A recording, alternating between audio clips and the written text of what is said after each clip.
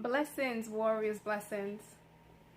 This video is about 5 ways to improve our chances once we've been diagnosed with a severe disease such as cancer. Before we get started, this video is not just for individuals who have illness, but it's also for caregivers. So if you're a caregiver that you take care of people who are sick, this video is for you. If you have family members or people that you know that have severe illness, this video is also for them. So remember, this video is for anybody who has a severe disease or just a disease at all, and they want to improve their child's chances of survival. This video will help you with steps to take to help you with your healing process while you are healing.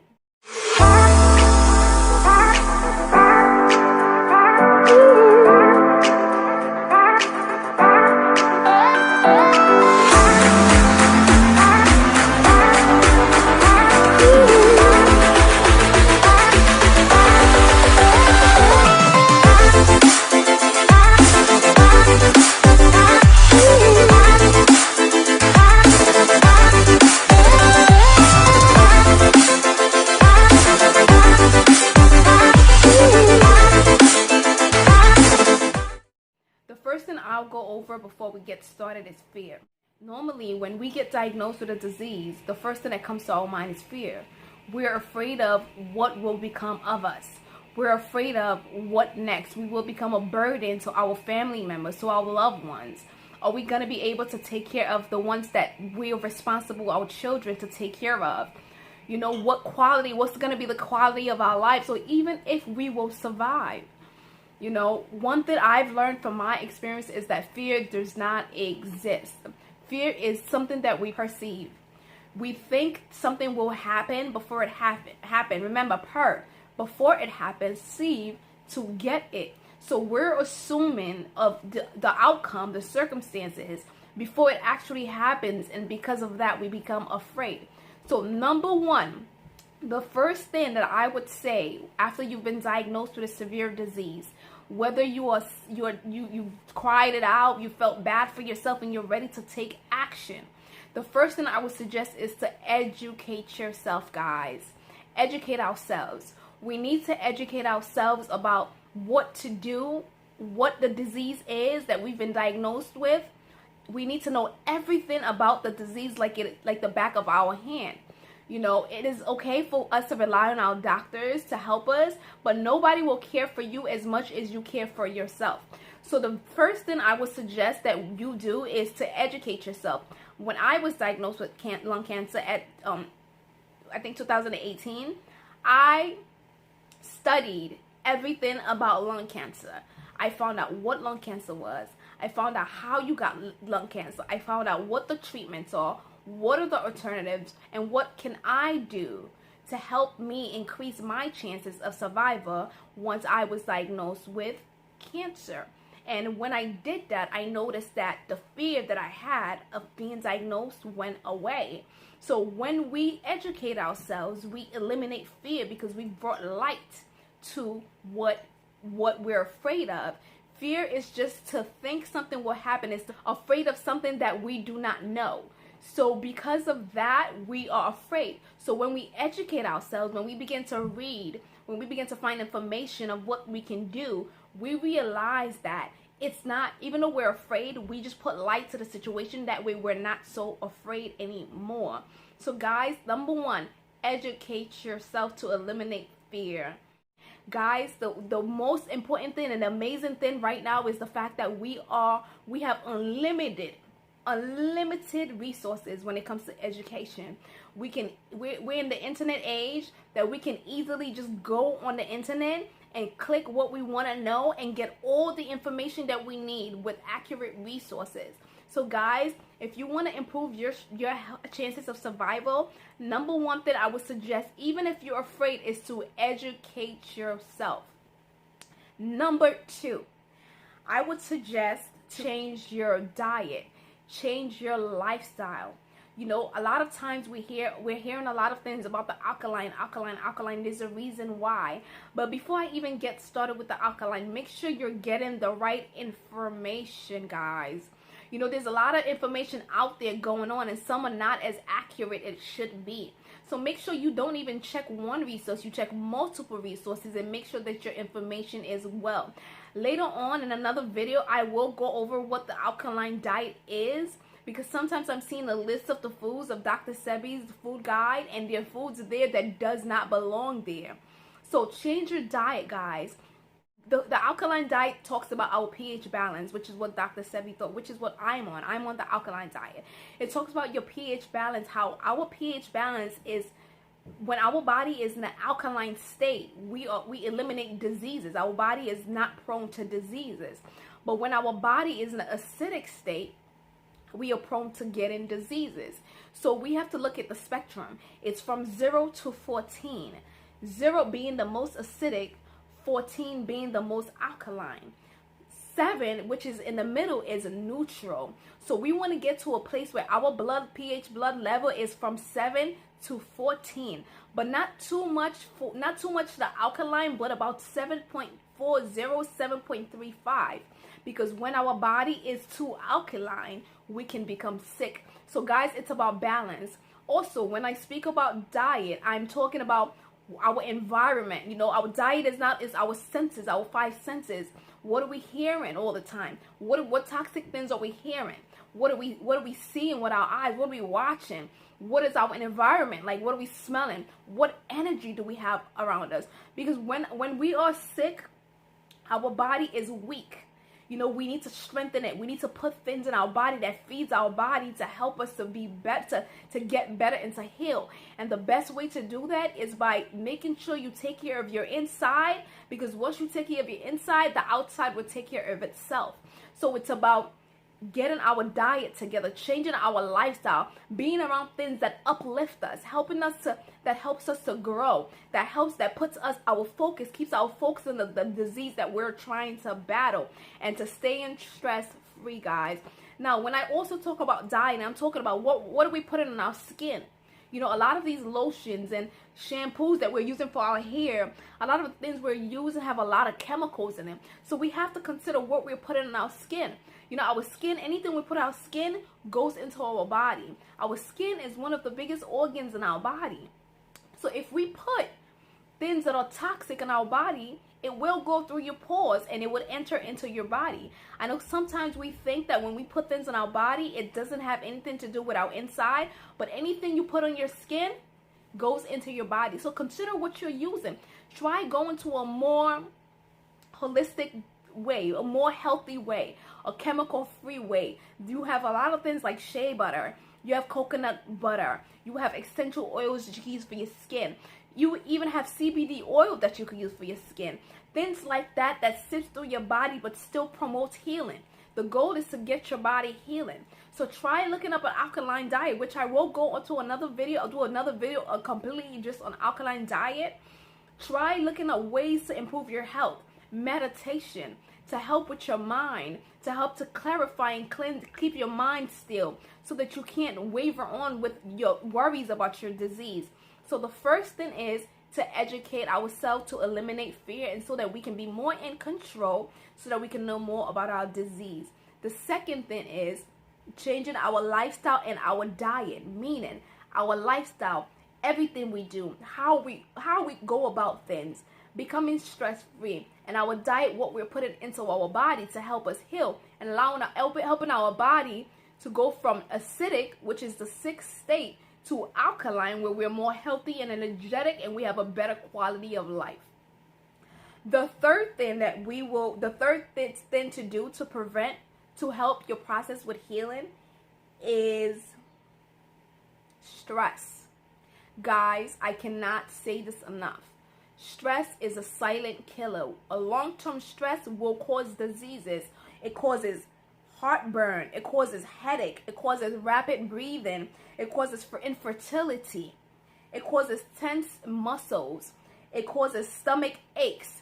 It causes high blood pressure, heart attack, heart disease, and it weakens your immune system and depression. Guys, Remember, when you're fighting, you want your immune system to be on a skyrocket high, because your immune system is what strengthens your body to fight the disease so that you can heal faster or heal at all.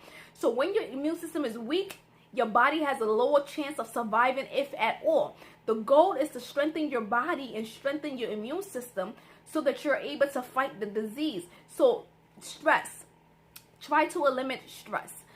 When I was first diagnosed with stage 4 lung cancer, the doctor told me, my nurse came into my room to check my blood pressure. I was crying, but she didn't. When she came into the room, I wiped my face and I acted like everything was okay because I didn't want her to know I was crying. She checked my blood pressure and she noticed how high it was. And she asked me what was wrong. I began to bawl, guys. I was crying like no man's business. And she said to me what was wrong. And I said to her, I was just diagnosed with cancer. She said to me one thing that changed the course of my entire life, guys. She said, stressing about it will not solve your problem. She said she had 3 siblings who died from just stress alone. She said a lot of people, when they have cancer or severe disease and they die in like weeks, it's not because of the disease, even though the disease is killing them, but it's because of the fact that they are stressing, and the stress weakens the immune system and puts more stress burden on their body, and now they die. And she said, if I want to fight this disease and win, I got to eliminate stress. And she let me go, and she said, I'm leaving. I'll come back in 10 minutes, clear your mind, and when I come back, I'll check your blood pressure again. Guys, I sat there and pondered upon what she was saying for about 5 minutes. And I made a decision that day to stop stressing. And you know what I did? Which is what I'm going to advise you to do. I advise you to turn off the news. There's too much bad things going on in the news. I know we want to know what's going on, but when you have a disease like cancer, something that's severe, that your life is on the line, your life comes first. You understand what I'm saying? Your life comes first. So in that process, you turn off the news. Don't watch the news so much. You could skim through the news, look at your phone and skim through it, and that's it. I didn't even watch the news at all because I said I wanted to heal, and I wanted to heal the right way. So I turned off the news. So I said just turn off the news. Your bills. I know we have bills to pay. And when a situation like this, a lot of burdens become upon us. The bills. You know, put your bills aside. If you can, put it aside. Focus on healing. Once you've healed and you got your strength back, you can get back on it. You know, put those things that stress you aside. Try to watch movies and shows that constantly keeps you happy and laughing. Watch videos like this that helps you to give you positive thinking, and that helps you with people that are doing what you're trying to do to heal in which your disease, and that can help you to get better and help you to heal. When you do that, you give yourself hope. You give yourself strength, and it gives you the strength to keep going and keep fighting as you go along, and it keeps you on track. It keeps you consistent. And be around people that uplift you, people that want the best for you, people that want to see you heal, people that understand what you're going through and understand the process of what you're doing. Be around people that know more than you so that they can help you in the process. That way, when you feel weak, you can call on them. They can help you while you heal. The 4th thing that I would suggest while battling a severe disease is having a reason to fight, guys. I cannot explain to you how imperative it is to have a reason to fight. Bigger than yourself. It is not enough for you just to say, I want to fight. Why do you want to fight? Why do you want to survive? Why do you want to beat this thing? I know with me, when I got diagnosed and I decided to fight for my life severely, I thought about my loved ones. And every time I woke up and I looked at their pictures in their face, and I thought about how devastated and hurt they would be if I wasn't here. And that hurt me. And I did not want to live. I didn't want to live this world knowing that I'm leaving them in pain because of the love that my loved ones have for me. And I made sure every day I woke up, when I decided to juice, when I decided to meditate, when I decided to stay stress-free, when I decided to drink my tea, when I decided to fast, I made sure that I thought about the people that love me, the people that wanted me to survive more than I wanted myself to survive. And that gave me strength. And I thought about what I wanted to do after I survived, how I wanted to touch people's lives and help others if I survived, to do the same so that they can survive and they can do the same for others who need it. So just find a reason bigger than yourself. Don't think about those things that can mess your mind up. Focus on things that gives you happy, that gives you energy, that makes you happy. Focus on things that makes you laugh, and find a reason bigger than yourself. Mine was my family. Mine was my loved ones. Mine was my best friends. Mine was the people that love me, that gave me the strength to fight. What is your reason for fighting? Once you find that reason to fight, I promise you, when you wake up every single day, even the days that you want to give up, you will refuse to. You know why? Because once you want to give up, you remember them. And if you have people around you that helps you to grow and strengthen you, a good support team, those people will help you to grow. And every time you feel like falling, they'll lift you back up and say, you can do it. You know how many times I said, I'm so tired, and I was crying, and my mother or my husband would say, you can do it. You've been doing it. You're doing so great. Keep going. Just those encouraging words gave me the boost to keep fighting. So find a reason bigger than yourself and try to surround yourself with amazing people that want what's best for you. Number 5, staying positive and focusing on your healing. So what I did was, when I was diagnosed, I like I said, I turned off the news. Everything that caused stress to me, it was off. I focused straight forward on my healing. What I've learned is, it's been scientifically proven. Before we say, oh, our mind, put your mind into something and it will come true. No, when you put your mind into something, you need to correspond it with your heart. Once you put your mind into something to imagine you're healing, and you put in your heart that you are healed, you will be healed. Your cells will listen to you. Our body listens to us when we speak to it. So mine was meditation. So even if you want to meditate and do imagery meditation and imagine you healed and well and okay, if you do that and in your heart say that you feel it, you feel that you're healed, and walk in as if you are already healed, amazing things will happen. You will be healed. So guys, those are the 5 things I would suggest to do while in your process of healing. Don't be afraid. Fear, it's hard to say that, I understand that. But fear will not solve your problem. Educate yourself, number 1. Number 2, change your lifestyle and change your diet. Number 3, stay stress-free. Do the best you can to stay stress-free. Be around people and things that encourage you and make you better. Number 4 is having a reason to fight, a reason bigger than yourself. That way, when you want to give up, you can keep going because you know why you're fighting. It's like pursuing a dream, and you have a family, and you feel like, you know what? I have to do this for my family because I know that I want a better life for my children. I want a better life for my loved ones. I want to be able to take care of my mother when she retires. So you bust your behind out. You know why? Because you know there's a bigger reason behind just yourself that you're doing it. When you have a reason bigger than yourself, we as humans tend to work harder. We tend to do better because we know that it's not only for us, but it's for the people around us that we care about. So find a reason bigger than yourself. And 5 is staying focused, focusing on your healing, only your healing and nothing else.